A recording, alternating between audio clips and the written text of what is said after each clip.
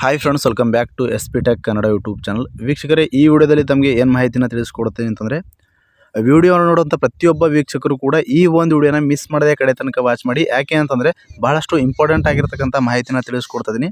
ಕೇಂದ್ರ ಮತ್ತು ರಾಜ್ಯ ಸರ್ಕಾರದ ಯೋಜನೆಗಳ ಲಾಭನ ಪಡಿಬೇಕು ಅಂತಂದರೆ ನಿಮ್ಮ ಒಂದು ಬ್ಯಾಂಕ್ ಅಕೌಂಟಿಗೆ NPCI ಲಿಂಕ್ ಆಗಿರೋದು ಕಡ್ಡಾಯವಾಗಿರುತ್ತೆ ವೀಕ್ಷಕರೇ.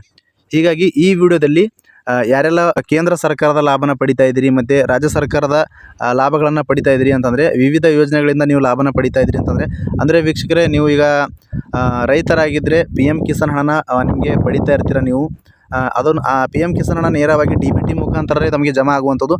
ಮತ್ತು ರಾಜ್ಯ ಸರ್ಕಾರದ ಯೋಜನೆಗಳಾಗಿರ್ತಕ್ಕಂಥ ಪಂಚ ಗ್ಯಾರಂಟಿ ಯೋಜನೆಗಳಾಗಿರ್ಬೋದು, ಅದರಲ್ಲಿ ಮುಖ್ಯವಾಗಿ ವೀಕ್ಷಕರೇ ಗೃಹಲಕ್ಷ್ಮಿ ಯೋಜನೆ ಆಗಿರ್ಬೋದು. ಗೃಹಲಕ್ಷ್ಮಿ ಯೋಜನೆಯು ಕೂಡ DBT ಮುಖಾಂತರ ತಮಗೆ ಹಣನ ಜಮಾ ಆಗ್ತಾ ಇರುವಂಥದ್ದು. ಮತ್ತು ಅನ್ನಭಾಗ್ಯ ಯೋಜನೆಯಲ್ಲಿ ಅಕ್ಕಿ ಹಣನೂ ಕೂಡ ನೀವು DBT ಮುಖಾಂತರನೇ ಪಡಿತಾ ಇರ್ಬೋದು. ಮತ್ತು ಸಾಮಾಜಿಕ ಭದ್ರತಾ ಯೋಜನೆಗಳಾಗಿರ್ತಕ್ಕಂಥ ಸಂಧ್ಯಾ ಸುರಕ್ಷಾ ಯೋಜನೆ ಆಗಿರ್ಬೋದು, ವೃದ್ಧಾಪ್ಯ ಯೋಜನೆ ಆಗಿರ್ಬೋದು, ಮತ್ತು ವಿಧವಾ ವೇತನ ಪಿಂಚಣಿ ಆಗಿರ್ಬೋದು, ಮತ್ತು ಮನಸ್ವಿನಿ ಪಿಂಚಣಿ ಆಗಿರ್ಬೋದು, ಮತ್ತು ಮೈತ್ರಿ ಪಿಂಚಣಿ ಆಗಿರ್ಬೋದು. ಈ ರೀತಿಯಾಗಿ ಸರ್ಕಾರದ ಕಡೆಯಿಂದ ಯಾವೆಲ್ಲ ಒಂದು ಯೋಜನೆಗಳ ನೀವು ಲಾಭನ ಪಡಿತಾ ಇದ್ರಿ, ಪ್ರತಿಯೊಬ್ಬರು ಕೂಡ DBT ಮುಖಾಂತರನೇ ಪೇಮೆಂಟ್ನ ತೆಗೆದುಕೊಳ್ತಾ ಇರುವಂಥದ್ದು. ಹೀಗಾಗಿ ಈ ಒಂದು DBT ನಿಮ್ಮ ಒಂದು NPCI ಲಿಂಕ್ ಆಗಿಲ್ಲ ಅಂತಂದರೆ ನೀವು ಸ್ವತಃ ಮೊಬೈಲ್ನಲ್ಲೇ NPCI ಲಿಂಕ್ನ ಯಾವ ರೀತಿ ಮಾಡೋದು ಅಂತ ಈ ವಿಡಿಯೋದಲ್ಲಿ ಕಂಪ್ಲೀಟಾಗಿ ಪ್ರೊಸೆಸ್ನ ತಿಳಿಸ್ಕೊಡ್ತಿದ್ದೀನಿ. ಅದಕ್ಕೋಸ್ಕರ ಇನ್ನೂ ಯಾರು ವಿಡಿಯೋಗೆ ಲೈಕ್ ಮಾಡಿಲ್ಲ ಅಂತಂದರೆ, ವಿಡಿಯೋ ನೋಡೋಂಥ ಪ್ರತಿಯೊಬ್ಬರು ಕೂಡ ತಪ್ಪದೆ ವಿಡಿಯೋಗೆ ಲೈಕ್ ಮಾಡಿ.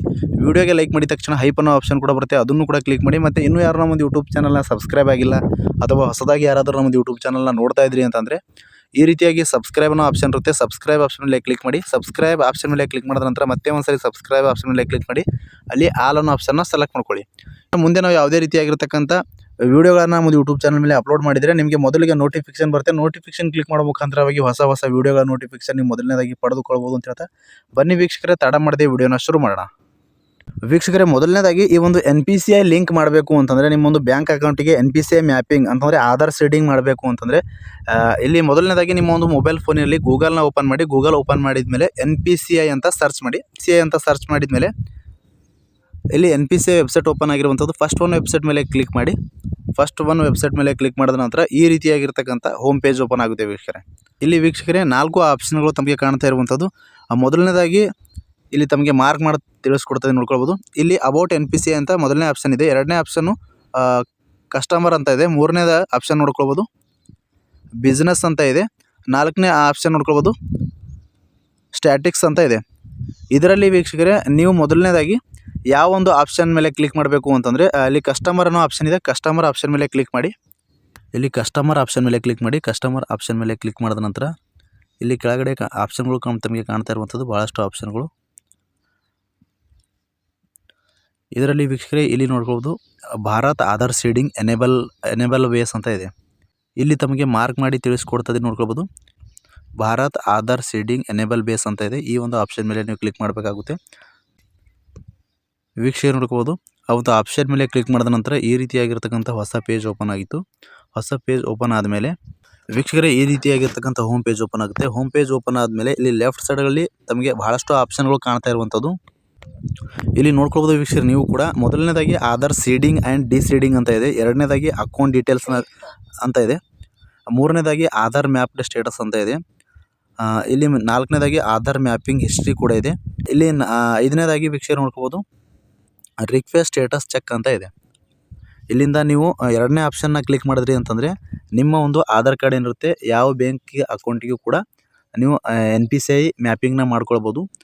ನಿಮ್ಮ ಒಂದು ಆಧಾರ್ ಕಾರ್ಡ್ ಈಗಾಗಲೇ NPCI ಮ್ಯಾಪಿಂಗ್ ಆಗಿತ್ತು ಅಂತಂದರೆ, ಯಾವ ಒಂದು ಬ್ಯಾಂಕ್ ಅಕೌಂಟಿಗೆ ಮ್ಯಾಪಿಂಗ್ ಆಗಿದೆ ಅಂತ ಈ ಒಂದು ಆಧಾರ್ ಮ್ಯಾಪ್ಡ್ ಸ್ಟೇಟಸ್ ಆಪ್ಷನ್ ಮೇಲೆ ಕ್ಲಿಕ್ ಮಾಡಿ ಅಲ್ಲಿಂದ ಚೆಕ್ಔಟ್ ಮಾಡ್ಕೊಳ್ಬೋದು.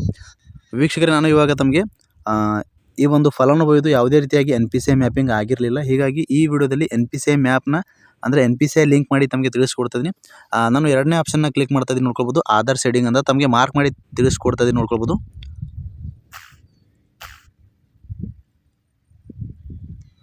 ಆಧಾರ್ ಸೀಡಿಂಗ್ ಆ್ಯಂಡ್ ಡಿಸೀಡಿಂಗ್ ಅಂತ ಆಪ್ಷನ್ ಇದೆ. ಈ ಒಂದು ಆಪ್ಷನ್ ಮೇಲೆ ಕ್ಲಿಕ್ ಮಾಡಿ. ವೀಕ್ಷಕರು ನೋಡ್ಬೋದು, ಈ ಒಂದು ಆಪ್ಷನ್ ಮೇಲೆ ಕ್ಲಿಕ್ ಮಾಡಿದ ನಂತರ ಇಲ್ಲಿ ರಿಕ್ವೆಸ್ಟ್ ಫಾರ್ ಆಧಾರ್ ಸೀಡಿಂಗ್ ಅಂತ ಇದೆ. ಇಲ್ಲಿ ಮೊದಲನೇದಾಗಿ ಎಂಟ್ರಿ ಯುವರ್ ಆಧಾರ್ ನಂಬರ್ ಅಂತ ಇದೆ. ಇಲ್ಲಿ ನಿಮ್ಮೊಂದು ಆಧಾರ್ ಕಾರ್ಡ್ ನಂಬರ್ನ ಎಂಟ್ರಿ ಮಾಡಬೇಕಾಗುತ್ತೆ. ಅದಾದ ನಂತರ ಇಲ್ಲಿ ರಿಕ್ವೆಸ್ಟ್ ಫಾರ್ ಆಧಾರ್ ಅಂತ ಇದೆ. ನಿಮ್ಮದು ಸೀಡಿಂಗ್ ಮಾಡಬೇಕು ಅಂತಂದರೆ ಸೀಡಿಂಗ್ ಅಂತ ಕ್ಲಿಕ್ ಮಾಡ್ಬೋದು ಮತ್ತು ಡಿಸೀಡಿಂಗ್ ಕೂಡ ಇಲ್ಲಿಂದನೇ ಮಾಡ್ಕೊಳ್ಬೋದು.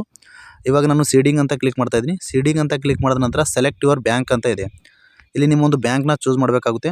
ಬ್ಯಾಂಕ್ನ ಸೆಲೆಕ್ಟ್ ಮಾಡಿದ್ಮೇಲೆ ಇಲ್ಲಿ ಸೀಡಿಂಗ್ ಟೈಪ್ ಅಂತ ಇದೆ. ಸೀಡಿಂಗ್ ಟೈಪಲ್ಲಿ ಫ್ರೆಶ್ ಸೀಡಿಂಗ್ ಅಂತಂದರೆ ನೀವು ಇನ್ನೂವರೆಗೂ ಕೂಡ NPCI ಮ್ಯಾಪಿಂಗ್ ಆಗಿಲ್ಲ ಅಂತಂದರೆ ಅಂಥವ್ರು ಫ್ರೆಶ್ ಸೀಡಿಂಗ್ ಅಂತ ಕ್ಲಿಕ್ ಮಾಡಬೇಕಾಗುತ್ತೆ. ನಾನು ಇವಾಗ ಫ್ರೆಶ್ ಸೀಡಿಂಗ್ ಅಂತ ಕ್ಲಿಕ್ ಮಾಡ್ತಾ ಇದ್ದೀನಿ. ಅದಾದ ನಂತರ ಇಲ್ಲಿ ನಿಮ್ಮ ಒಂದು ಅಕೌಂಟ್ ನಂಬರ್ನ ಎಂಟ್ರಿ ಮಾಡಬೇಕಾಗುತ್ತೆ. ಯಾಕೆ ಅಂತಂದರೆ ಈಗೇನು ಇವಾಗ ಅಕೌಂಟ್ನ ಸೆಲೆಕ್ಟ್ ಮಾಡಿದ್ದೀನಿ ಆ ಒಂದು ಅಕೌಂಟ್ ನಂಬರೇ ಇಲ್ಲಿ ಎಂಟ್ರಿ ಮಾಡಬೇಕಾಗಿರುತ್ತೆ. ಅಕೌಂಟ್ ಎಂಟ್ರಿ ಮಾಡಿದ್ಮೇಲೆ ಇಲ್ಲಿ ಮತ್ತೆ ಕೆಳಗಡೆ ನೋಡ್ಕೋಬೋದು ಕನ್ಫರ್ಮ್ ಅಕೌಂಟ್ ನಂಬರ್ ಅಂತ ಇದೆ. ಕನ್ಫರ್ಮ್ ಅಕೌಂಟ್ ನಂಬರ್ನಲ್ಲಿ ಕೂಡ ಸೇಮ್ ಅಕೌಂಟ್ ನಂಬರ್ನ ಎಂಟ್ರಿ ಮಾಡಿದ್ಮೇಲೆ ಇಲ್ಲಿ ಕೆಳಗಡೆ ಒಂದು ಚೌಕ್ ಬಾಕ್ಸ್ ಕಾಣ್ತಾ ಇದೆ. ಚೌಕ್ ಬಾಕ್ಸ್ ಮೇಲೆ ಕ್ಲಿಕ್ ಮಾಡಿ ಚೌಕ್ ಬಾಕ್ಸ್ ಆಪ್ಷನ್ ಮೇಲೆ ಕ್ಲಿಕ್ ಮಾಡಿ ಇಲ್ಲಿ ಕೆಳಗಡೆ ಕೊಟ್ಟಿರ್ತಕ್ಕಂಥ ಕ್ಯಾಪ್ಷನ್ ಎಂಟ್ರಿ ಮಾಡಬೇಕಾಗುತ್ತೆ. ಕ್ಯಾಪ್ಷನ್ ಎಂಟ್ರಿ ಮಾಡಿ ಸಬ್ಮಿಟ್ ಆಪ್ಷನ್ ಮೇಲೆ ಕ್ಲಿಕ್ ಮಾಡಿದ್ರಿ ಅಂತಂದರೆ ನಿಮ್ಮ ಒಂದು ಆಧಾರ್ ಲಿಂಕ್ ಇರುವಂಥ ಮೊಬೈಲ್ ನಂಬರ್ಗೆ OTP ಬರುತ್ತೆ. OTPನ ಎಂಟ್ರಿ ಮಾಡೋದಾಗಿರುತ್ತೆ ವೀಕ್ಷಕರೇ.